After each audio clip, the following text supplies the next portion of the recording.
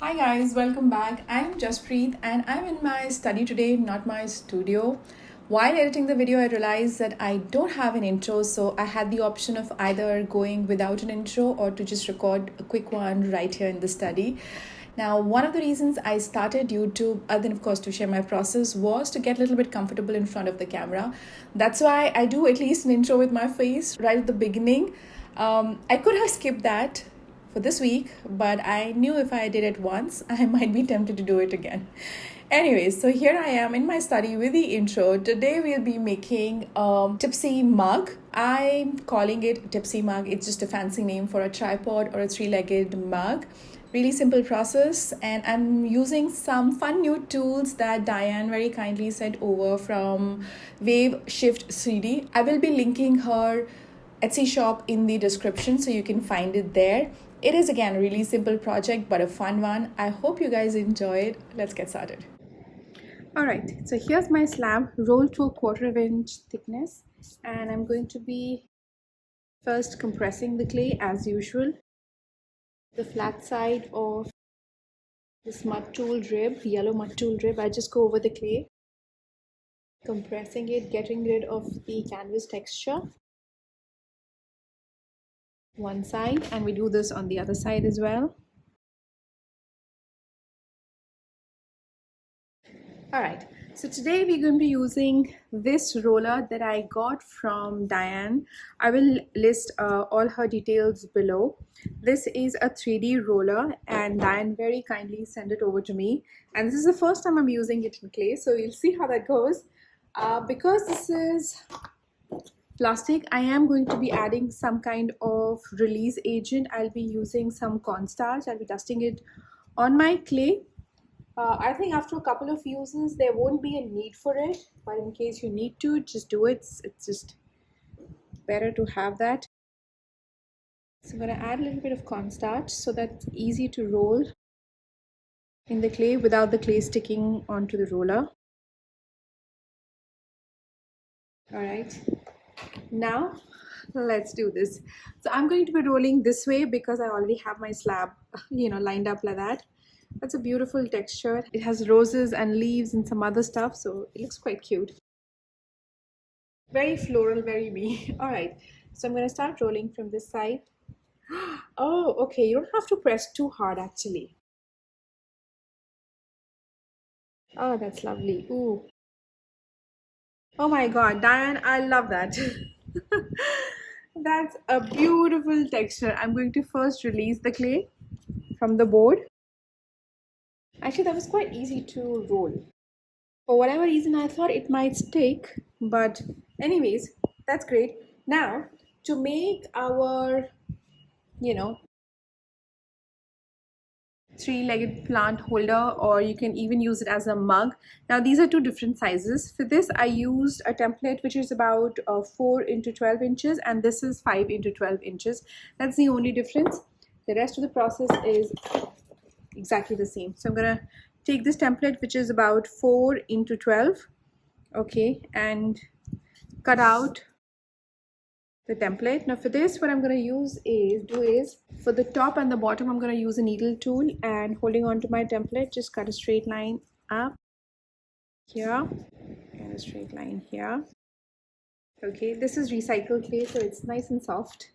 For the sides, I'm going to cut out bevels using my X-Acto knife, which I use as my clay knife. Cutting two bevels on the two sides. Okay, and we don't need any clay for the base because we're going to create the base from the clay itself, from this slab itself. And the first thing I'm going to do is pick my top and bottom. So this is the top. I'm going to just smoothen out the lip a little bit. Even if it's a planter, I just like to do it. I like nice thin rims, so I like to do that. And my clay is really soft. You can see it's kind of stretching a little bit. Okay, once I do that, then I'm using a serrated rib and scoring the two sides here.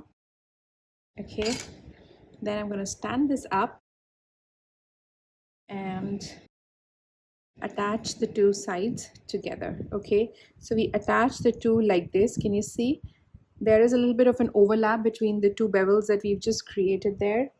And then with one hand supporting the inside, I'm going to just roll the other one over and make sure it's all nicely attached. Okay, now I'm going to take my clay knife, the wooden clay knife, this side, and go on the inside and clean up the join on the inside, making sure it's nice and smooth. You can't really see the transition there, much of it at least, not much of it at least. Okay, do this on the side and then turn it over and do this on this side as well. Okay, just making sure it's all nicely attached. I'm going to press a little bit on the outside as well. Okay, that looks great. Now I'm going to bring in a small board.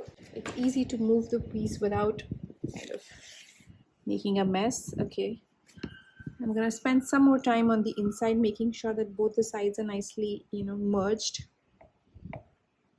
joined and merged together. Okay, I think that's all right. Okay, now I know this is not really in the round. That's okay, I don't have to worry about it. I'm going to first start focusing on closing this. Now we have to create this base here. For this, all I do is just with my fingers, my hand, I'm going to bring the three sides together like this. I try and avoid where you have the join as one of the sides that's coming in. So I'd like this to be kind of flat. For example, this is where my join is, right? It's coming in between these two pointy things. So I try and make sure that my join isn't on one of the sides. That's it. So it's kind of in between. So we're going to bring in, so this is where my join is. I'm going to bring in the three sides slowly. I kind of start pulling them in. Okay, and my clay is cracking a little bit. Wherever there's a deeper texture that will happen, that's okay, don't worry about it, because we are going to just kind of bring it all together. And in case you do see the superficial cracking happening, just go over it with your a damp sponge, damp fingers, and smoothen it all out. Okay, when I come to this point where I can see the three of them are kind of coming together, move this onto a banding wheel just to make sure that, again, I just kind of used my hands as a gauge, like an estimate where all I need to bring this together. Now I'm going to take a little bit of serrated drip dipped in water and just score these nicely here. Okay, before I attach them, again, I'm just dipping it in water and scoring these. All right, and now once we do this, then we start bringing them together. So I am trying to push these two together in like this and then smoothing it out to create some kind of a flat surface here. So the clay is nice and soft, it's nice and mushy, so just pressing it and mushing it all together so it forms a flattish surface here. Okay, because we'll have to spend some time figuring out doing the inside. So for now I'm going to just do this. Okay, and I do not try to close this entire thing at this point because it's going to be really difficult. Take a little bit of this scrap clay, okay, and around cookie cutter, I think this should be enough. This is about an inch and a half. No, this is 1.25 inches. It's about 1.25 inches in diameter. I'm going to take this, cut this out, okay, and then scoring one side. Again, my clay is really soft, so I can get away with not scoring too aggressively. I'm going to place this here, okay, right here. Make sure that it kind of drapes over these folded sides and everything is nicely sealed. That's the objective here. If you want, you can add your signature. I think it's a little too late to add the signature at this point because this will definitely collapse if you try to add the signature here. All right, so once we have this, then I'm going to bring in another board, just lightly tap it on this to kind of flatten the base and then flip, and we come on to this side. Okay, now this is the top of the, this is what it looks like, right? It's still got flat sides. We have to work on the sides, get them nice and round. But before we do that, I'm going to first fix the inside. Now on the inside, if you can see, yeah, you can see all of that, which is not a very pleasant look. So what you can do is, what I like to do is, I create these little, not really rounds, but these kind of thingies with one side, like teardrop shapes, with one side which is slightly thicker and the other side which is slightly thinner, right? Little worms, and I put them in these corners, the three corners, to give it a little bit of cushion in the corners there. So I'll do that for all three corners. Okay, these elongated teardrops, I'm not sure what they're called, so I'm just calling them that. And here's the last one, just for the three corners, so that you know they aren't as deep. If you see this one, this isn't that deep, right? And that's the objective. I don't want them to be too deep, because if you are using it for coffee and tea and things like that, it'll just be a little difficult to clean in that corner, unless of course you use hot water and you know water with a lot of pressure and things like that. So I like to have a slightly smoother surface. So they are not really exactly the same size and shape, which is okay, doesn't matter, so long as they're doing the job that I need them to. Okay, so I've placed all three of them. Can you see the worms in there? And then I'm going to again bring in my clay knife at the back side, and this case I am supporting it from the base. I have put a finger underneath here so that it can support the base, and then press this in and again mush it all out. When the clay is soft, it's easy to do all of this. My clay is nice and soft, so I'm able to easily do this. I'm just cleaning it all up, pressing it in. You'll still have a little bit of a depression there, but it won't be as pronounced as you know, without these. So if you want, you can add more clay and smoothen it out. I'm not going to do that. I'm okay with that little bit of depression. At least it's nice and smooth, so easier to clean. Okay, the same thing on this side. Again, I'm supporting from the outside. Whenever I'm pushing the clay in here to smooth out the base, I am supporting from the outside to make sure it's nice and it doesn't collapse basically. So we do this, and I keep cleaning my clay knife on a damp sponge.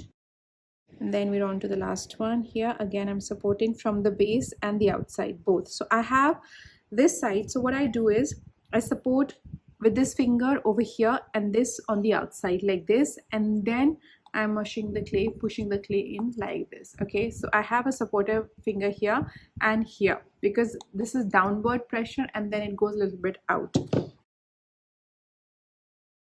So wherever I can find a little bit of, you know, space there to lodge my finger, I just place it there and then just press this all in. So smooth out everything on the inside first before you kind of do anything else. All right, this is done. Now what I like to do is, because here I can clearly see there's a little bit of that dent, I am going to create another little ball. Press it a little bit just so it's enough to go in the center over here. Okay, like this, and then do the same thing, press it in and make it flat right here. You can try doing this without any extra ball of clay if you want. I just like to, you know, add this and then smoothen out. Just fills up that little gap without having to push the pot too much. Okay, so you do that. Everything is filled up. We have a little bit of a flat surface in the center, and you still have these, you know, dips here. If you want, you can add more. If you want to kind of add a little bit more there, because I feel this is a little bit deeper, so I'll just, a lot of it will be filled up with the glaze, but yeah, I don't want it to be too deep.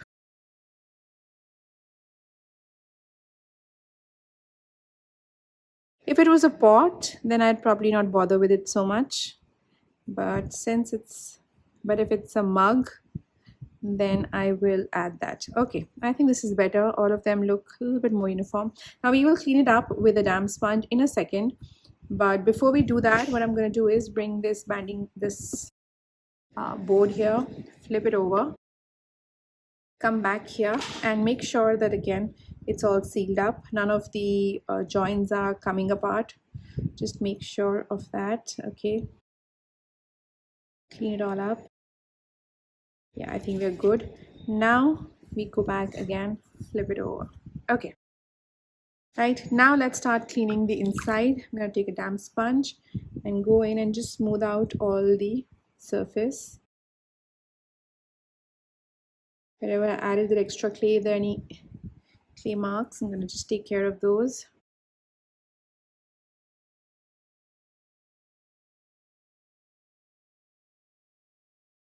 You can take like a smaller piece of sponge to go into those, areas on the sides and clean them up. I think we're good now. Okay, now the next thing is shaping this. Now if you see, this is still pretty straight. If that's a look you like, you can leave it at that. I like my pots round.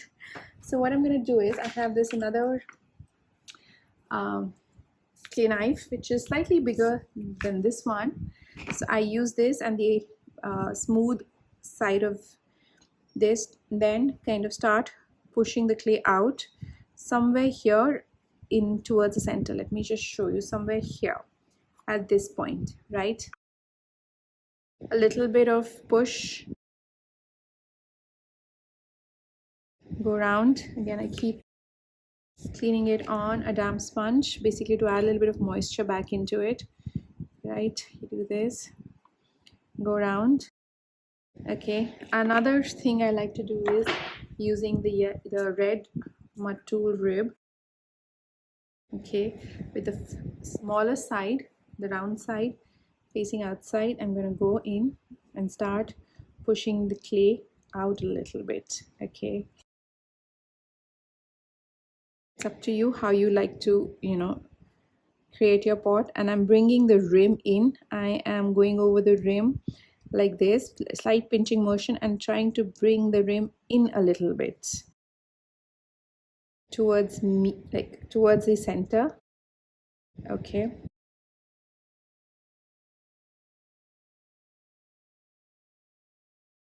all right, let me show you a little bit of that curve. Do you see that curve coming through? Now if you see towards the in this portion, I'm going to add a little bit more of the